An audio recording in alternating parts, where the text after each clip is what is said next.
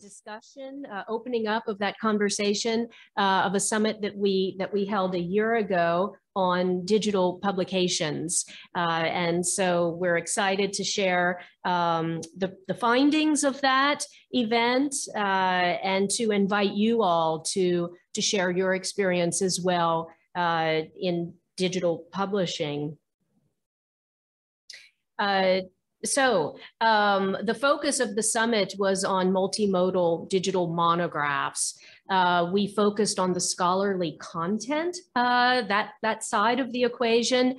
And so we convened scholars, institutional support staff, and representatives from the university presses that are publishing this kind of work. We featured 8 case studies of digital monographs that are either published or were in progress at the time. And this provided the platform for a really in-depth conversation, evidence-based discussions on the most pressing concerns and challenges that are facing stakeholders in digital scholarly publishing today. The topics ranged from cross-institutional collaboration, community engagement, professional development for staff, for graduate students, and diversity, equity, and inclusion. Also open access, peer review, metadata and discoverability, preservation, and sustainability. So lots of really big questions. It was a very dynamic, very long day, but we think some really productive exchanges came of that. And again, we want to invite all of you to contribute to this discussion as well today. So again, this is our first post-summit opportunity for dialogue and reflection. And we're here, of course, at the Library Publishing Forum. So we're particularly interested in delving deeper into the productive relationship between research libraries and scholarly presses, humanities centers, various units across this ecosystem. So a little bit of the backstory then. The majority, if not all, of the participants at the summit are funded by the Andrew W. Mellon Foundation. So it's the Mellon Foundation's Digital Monograph Initiative that pulled us all together going back to 2014. That's when the efforts to reimagine the monograph for the 21st century, so rethinking the monograph within this digital space, that effort got underway with grant making 2014, 2015. Just 48 months into this program, the foundation had made a total of 52 grants for a total of $19.6 million. So a substantial investment, strategic investment on the part of the Mellon Foundation. A large part of that investment went to building out the digital infrastructure available to university presses. And the foundation also sought, though, to support the community of scholars trying to publish their digital scholarship. So on the university press side, many of those grants funded platform initiatives like Manifold or Fulcrum, to name just 2.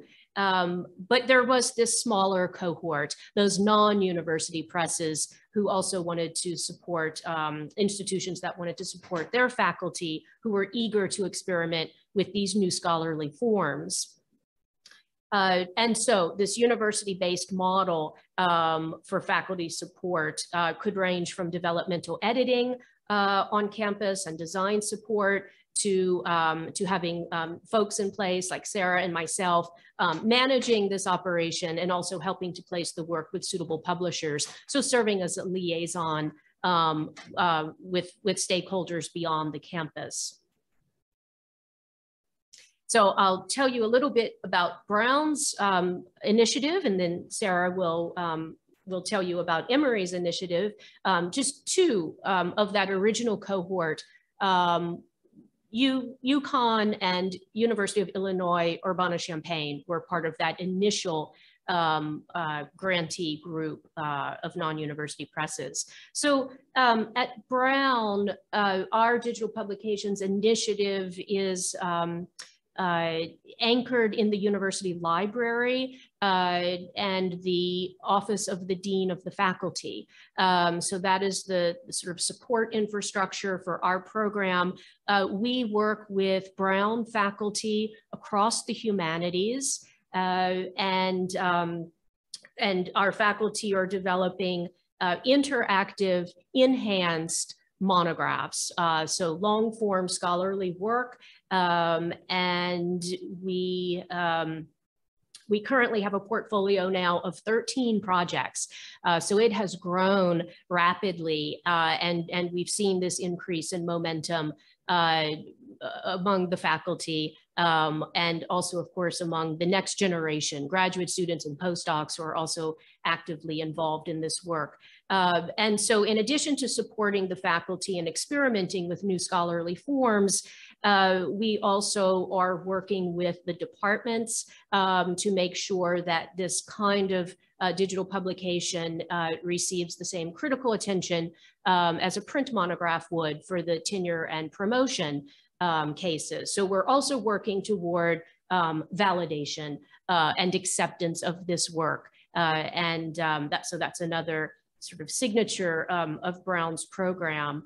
And you see here a group of me surrounded by our small team of in-house designer, graduate students and postdocs working on the project. So I think I'll stop there, turn it over to Sarah. Hi, everyone. I'm Sarah McKee from Emory University. Thank you for being here. So the Digital Publishing in the Humanities program, as Allison mentioned, is somewhat of a sister program to the Brown University initiative, and there were several others initially involved. Ours is a little bit different in that we support a range of open access digital monographs. And so while Brown is focusing exclusively on born digital projects that don't have a print counterpart, Emory's is a bit more open to different types of formats. And so as a result, we've been very involved in the Tome Initiative, which some of you may be familiar with the AU presses. And so to date, we have funded 19 books from Emory faculty coming through Tome. So that's one of the pathways that faculty are able to take. But we also allow for what we call enhanced publications, and some of the projects that we highlighted in the summit fall into this category, where there is a print version of the book produced, but then there's also an enhanced digital edition that might include multimedia or other kinds of materials that just simply can't go into the print book. And so we have 3 in the pipeline that follow that. And then we have a handful of others that are in very early development stages. And here we see a picture of one of those project groups called Mapping Sinufo, for a project that will, we hope, ultimately end up as a born digital publication. But just like Brown, all of our publications are headed toward formal publication outside of the university. So that's a very important aspect, making sure that they are all peer reviewed and that they are all open access as well. So we are in the 3rd of 3 phases at Emory of funding from Mellon. And the first phase was where we really established the program and the support that we offer on campus to the faculty. And then this 3rd phase, which I'll talk about a little bit more toward the end, we're also trying to figure out how to expand the infrastructure that we built at Emory at a very local level to begin. So we're reaching out to faculty at other Atlanta area institutions and offering an opportunity for them to come into the program and to experiment a little bit on their own. And we hope that will yield some new opportunities and some new models, maybe, in addition to what we're developing at Emory. I should say that we are based at the Fox Center for Humanistic Inquiry. So we're not based in the library. Actually, we're based in a humanities center on campus. However, we work very, very closely with Emory Libraries, Jody Bailey, with the Scholarly Communications Office, as well as the institutional repository folks. In talking about preservation of these projects. We also work very closely with the Emory Center for Digital Scholarship, which is in the library, but not of it. It's institutionally under the Office of Thank you. I was OIT, like, wait, OIT. Yes. So all that to say, we're bringing in quite a number of other entities within Emory, and now we're reaching out beyond. So just a quick, happy to talk more about this program if anyone's interested. So we began this process really, what culminated in the summit really began in February 2018, which is when the Mellon Foundation, about 4 years into this whole, digital monograph initiative, convened an all projects meeting for many of the institutional support grantees. And we all gathered in New York. It wasn't even just the 4 of us, it was more, but what we all had in common is that we were running campus programs as opposed to building platforms. It wasn't really so much the technology side of it all, it was more about the content side and about working with the authors. And so, it was very early. And so everything was theoretical. We didn't have a lot of projects to look at yet. We were just sort of talking about how we were getting things started. But it was a really wonderful conversation. During that same time, the foundation did convene a meeting of all the technology folks, so the people who were developing the platforms. And we all agreed, though, that a conversation among these entities would be very, very helpful at some point. And so it was actually at LPF in 2019 in Vancouver. At that point, Allison and I had only met in passing. We didn't know each other very well.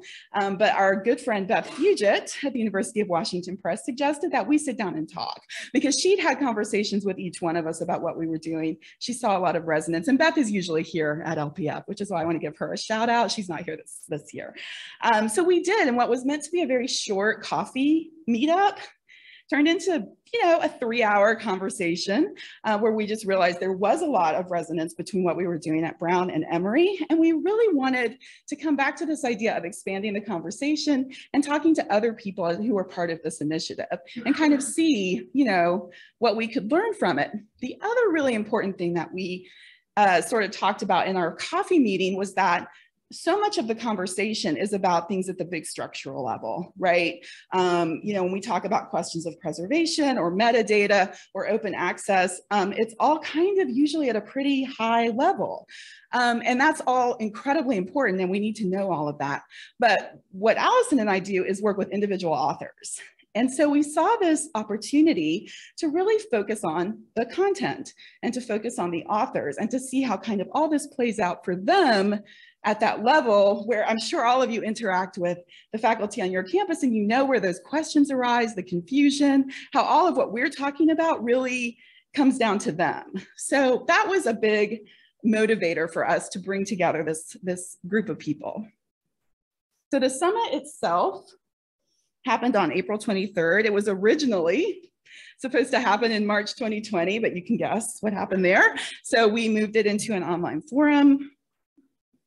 And we really went in with 3 questions that we posed to everyone in the group. So we really wanted to look at a variety of enhanced and interactive projects. So these are all projects that have something that can't go in the print edition, just a really basic definition there. There might be print editions also being produced, but there's something about the enhanced edition that just can't be replicated in the print edition. So what models are emerging for creating these things? One thing that Allison and I talked about a lot was that they aren't theoretical anymore. Back in 2018, even at the Mellon Foundation meeting, we felt like there weren't a lot of examples to look at, but we knew that more were in the pipeline and more were starting to come out. So we really wanted to just look at them and have a conversation about it. So what's working well? What's not working well, and how do we encourage a shared vocabulary for these kinds of projects? Because even words like multimodal, enhanced, interactive, these mean different things to different people. So this is a little small, I'm sorry, but just to kind of give you a sense of what that day looked like, as Allison mentioned, we had 8 what we're calling case studies. We organized the day by sort of roughly the publication workflow. So we grouped projects by, we thought that the folks involved with those projects would really be able to speak to that particular point of the workflow. Although in truth, anybody probably could have spoken to any part of the workflow. But this is, you know, people were comfortable with these categories. So we started off with author considerations, and we did have authors participating in the summit. So the first project, Islamic Pasts and Futures, which is coming very soon from MIT Press. So we had a group there that included the author, the acquisitions editor, and of course, Allison. Because this is the it'll be the third of the Brown Initiative publications to actually come out. The second project was an Emory project called Jim Crow and the Asylum, which is under contract at the University of North Carolina Press. And there again, we had the acquisitions editor. We had the information designer who works with me at the Center for Digital Scholarship. And we had the author, Kylie Smith. So everybody, you know, kind of talking about where they were in those early stages and how Kylie was using Manifold to start releasing her research findings early in advance of the publication. And then we moved on to acquisitions considerations, where we focused on, so the first part of it, the author considerations, was really a lot about, why did you decide to publish this way? Why was it important for you to publish this way? You know, what is it about enhanced or multimodal that allows you to do something that print could not, right? And then moving on to acquisitions, we had Feral Atlas, the More Than Human Anthropocene, and I'll say hi to Jasmine Mulligan, who's in the room from Stanford University Press. And she actually handled this from a production perspective, which was actually very helpful because there's a lot of overlap. So she talked a lot about, you know, how acquisitions and production teams work together. The second project in that section, Soul Liberty, the Evolution of Black Religious Politics in Post-Emancipation Virginia by Nicole Myers Turner. This is a project that is being developed on the Fulcrum platform. I'm not sure if Emma is still here. But she wasn't part of the summit, but she is part of Fulcrum. And so we had a great team there of Jason Coleman from Michigan Publishing, who works on Fulcrum, Elaine Maisner, the acquisitions editor from UNC Press, and Charles Watkinson from the University of Michigan Press. They are not publishing the book, UNC Press is publishing it, but they worked very closely with Michigan to develop the Fulcrum edition. And then we moved on to production considerations. And we had two projects here, another UNC Press project. So you can see there are certain publishers that are really investing and trying to experiment with these kinds of things. Working on a book called Sounding Spirit, which is another Emory-based project, which I can talk more about. It's the one that actually was not a Mellon project. It was the one outlier. And then the lab book, which is another Manifold project based at the University of Minnesota Press. And then I'll just move on quickly to post-production considerations, Furnace and Fugue, which was Brown University's first digital publication to come out, published by the University of Virginia Press. And then As I Remember It, which is the first of the Raven Space projects, which is another Mellon-funded initiative that really works closely with Indigenous communities to try to present material in a way that is respectful to those community values. And we'll talk a little bit more about that. Yeah, let me make sure. Yeah, so I guess I would just say here too, again, that we did these case studies and we gave everybody an opportunity to just tell us their stories. One of the things that we asked everyone to do was to share stories of collaboration, identifying the successes as well as the pain points, and to really draw back the curtain on these projects as opposed to demos, right? Where everything looks like it's all perfect and everything looks good. We were really asking people to be more vulnerable and to talk about the difficulties and what they were really encountering along the way so that we could see where the patterns might be starting to emerge for these kinds of publications.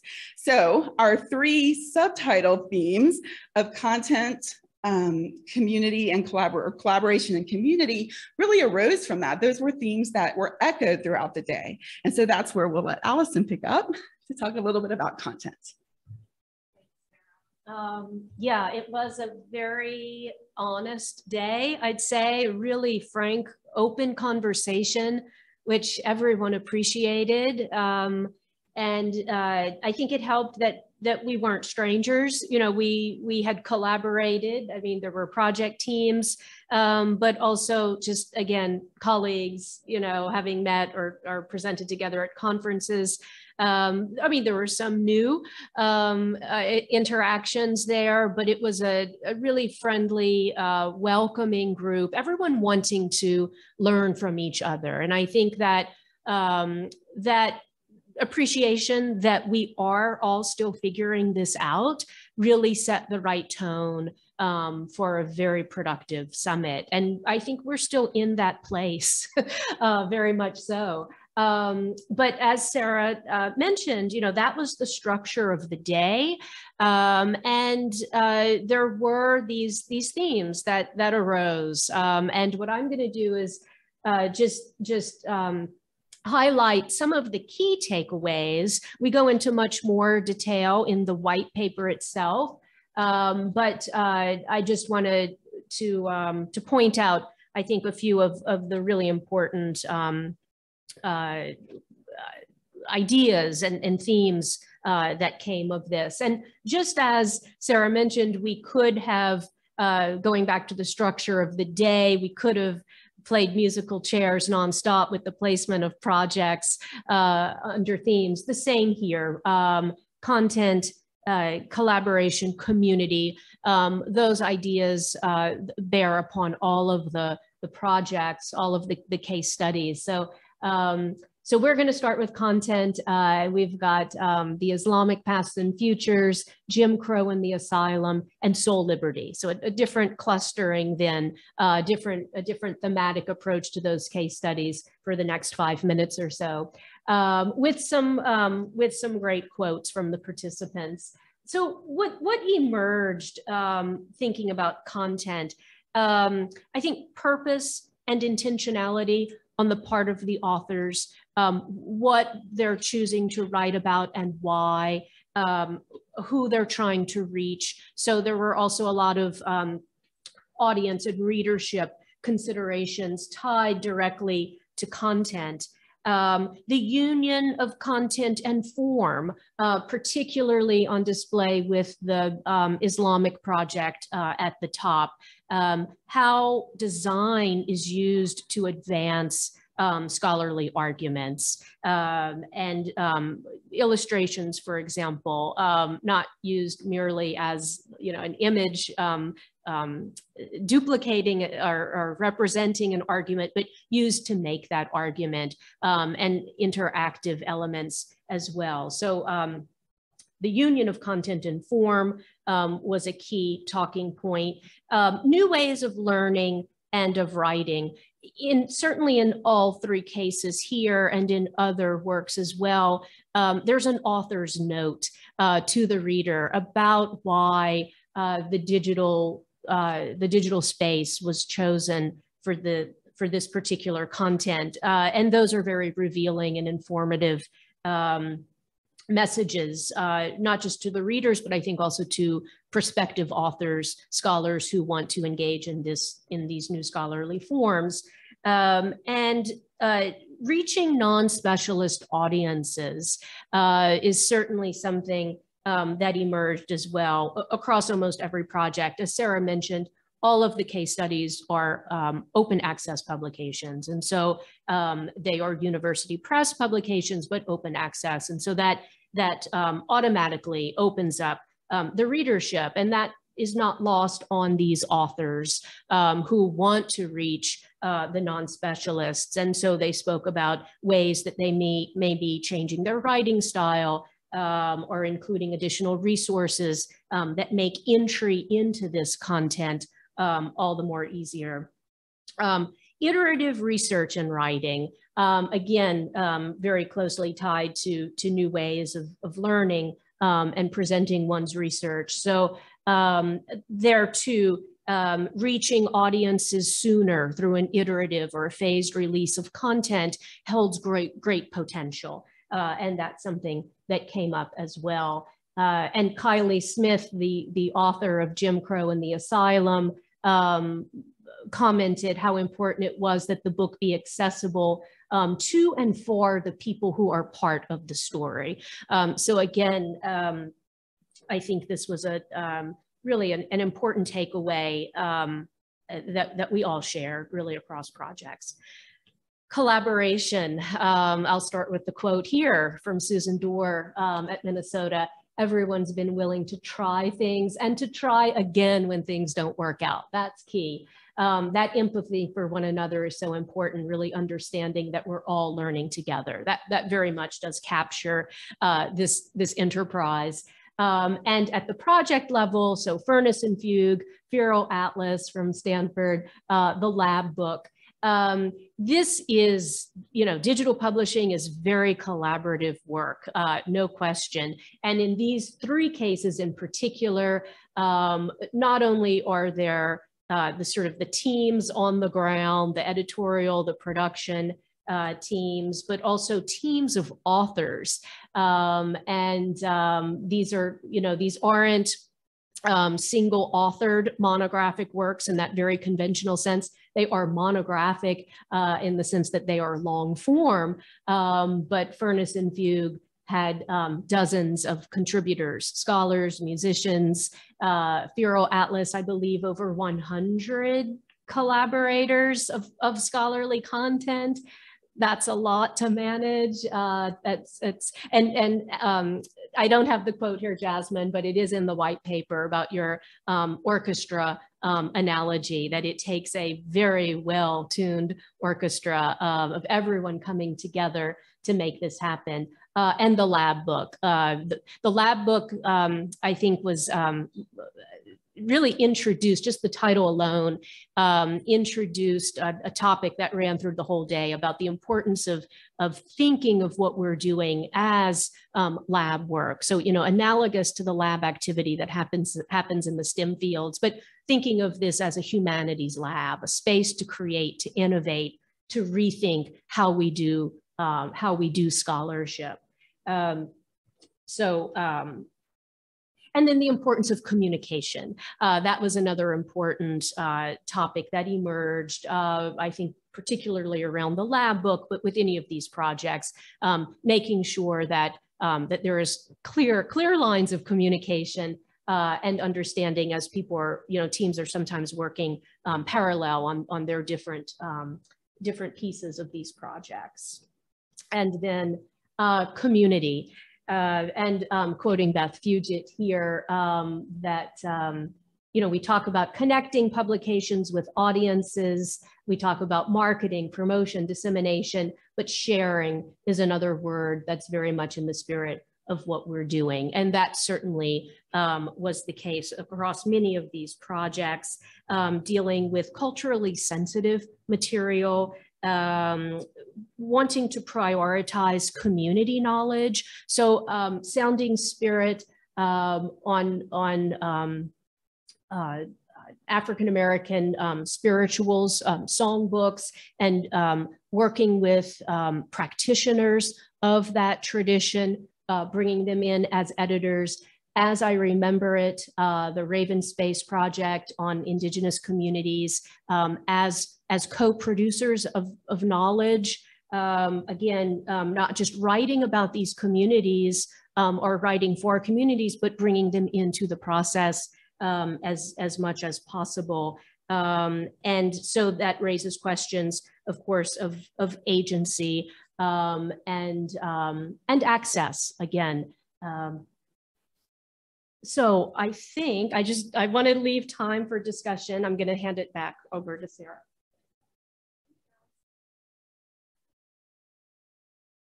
Okay, and so the final section of our white paper is called Expanding Pathways. I mean, none of this is meant to be comprehensive. I hope that that's clear, that we're still in this very experimental space. We're looking at individual projects in hopes of finding nuggets of information that we can start to connect to other projects. And also, very importantly, we think to bring authors into the conversation, because this is really expanding pathways for things on multiple levels. How to author, are we authoring with just one one person or we're bringing multiple people into the conversation with all of these other project teams and expertise besides the author. That's a new way for a lot of humanities scholars to be working, and then maybe even also expanding. This was, I think, going back to the impetus for the Mellon Project to begin with, really expanding the notion of what a monograph is, what humanities scholarship can be, you know, and how many new audiences can it reach. So this expanding pathways is sort of on multiple levels, really thinking about it, but then just kind of more pragmatically, because Allison and I, that's what we are working on, the pragmatic day-to-day level all the time, and thinking about that in conversation with these bigger structural and systemic issues that we talk about at conferences all the time. And again, not comprehensive, but these are some of the things that just really stood out to us by the end of the summit, and both in the formal conversations that were happening and very robust conversations happening in the chat, because of course this was all happening over Zoom. And so, you know, to kind of piggyback on what Allison said a minute ago, the importance of interactivity and multimodality to creating new kinds of arguments. The authors were really clear, I think, that being able to work in this way gives them new opportunities to make arguments that are very difficult to make in print, that you show it rather than tell it sometimes. There's this very visual component to it. Really figuring out how all those pieces work together enables them to make new kinds of arguments. And that's a really exciting possibility for a lot of these authors and for everybody who is coming to read them as well. Accessible and ethical engagement with audiences beyond the academy. Again, many of the authors that were a part of the summit, but then also I think we both experienced this in authors who are interested in getting involved. And this even just goes to, you know, regular open access books that don't have enhancements, but this sense of trying to reach a wider audience for ethical reasons. You know, I'm kind of going back to Kylie Smith's comment that if you're writing for and about somebody, they should be able to access the work. But accessibility is not just a question of putting it online. It's also making the content itself accessible to people who are outside the academy, who are not trained in that particular discipline, and not being afraid to let those voices in and maybe even contribute, which I think Raven Space is a really incredible example of that, of letting folks outside the academy have some say in what's going on with the humanities scholarship.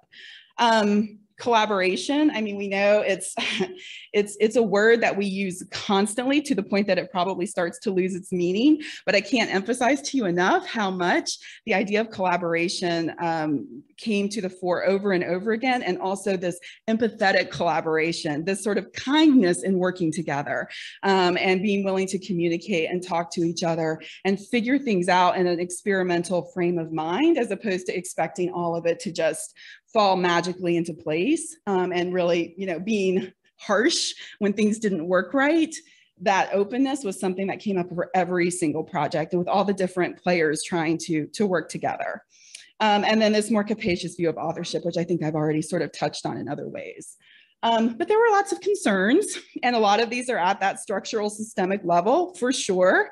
There's a significant amount of time. I mean, I heard this in the last session talking about you know, managing journals within libraries. It's a lot, and trying to figure things out, building as you fly is a time-consuming enterprise. But there again, I would say 201, everybody was like, it's worth it. It's worth it, you know, to figure it out. And again, we hope as more of these projects continue to move forward, we'll find ways, we'll find new efficiencies, we'll find, you know, some best practices. I don't think we're there yet, but that was one of the reasons for just looking at all of this. Limited funding.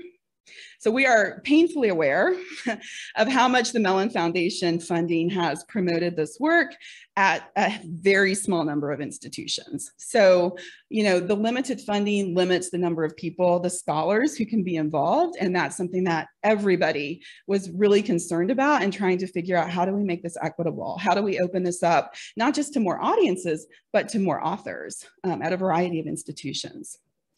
Underdeveloped distribution channels for something that's not a PDF. Really tough right now. But, you know, people know that. And they're working on it, and they're finding workarounds. And every time one project makes its way into a traditional channel, it opens the door for others to follow. So, but it's still, that's a big bottleneck right now, because we don't want to put all this work and effort and energy and money into something that then doesn't find its audience. And then finally, and this is bolded, this just came up with every single project, the replication of the structural inequities that limit the diversity of both the authors and the publishers who are participating. And of course, this is something we really, not only because we had our initial conversation at LPF in 2019, Allison and I did, we really wanted to bring this back here, to bring the library publishers into the conversation and just to hear what's going on your end. We feel like we have a pretty good sense of what's happening with the university presses, but what's going on with library publishers? Are you starting to see the need for this kind of content coming from your own faculty? And just what do you think about, where this is all going? So one thing that we did in the white paper was list a few things. Again, this is probably not comprehensive, nor is it enough, but we have a few sort of lights flickering out there of things that will start to help bring more authors and a diversity of authors into the conversation. Not all of these are related to digital publishing per se, but they are starting points within the university press community and at Emory and Brown. So Allison, I think I'm going to let you come up in just a second and talk about the NEH Institute, because you'll do a better job of that than I will. But at Emory, one of the things I mentioned is that we're trying to reach out even at just the local level to bring more folks in. And so one of the things that we've set up is this digital monograph writers workshop. It's a 2-year workshop where they come in and they talk to each other and they present their work to each other and build this community of scholars who are in all different disciplines, but who are interested in figuring out some of these issues around digital publishing and the best tools and platforms for their own projects. So that's a 2-year process, and we're inviting folks from outside Emory to participate in that.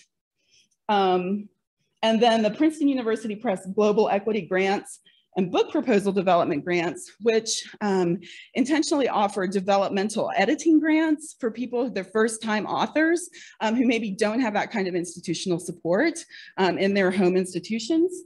The First Gen program at the University of California Press, which supports first-generation scholars in their work.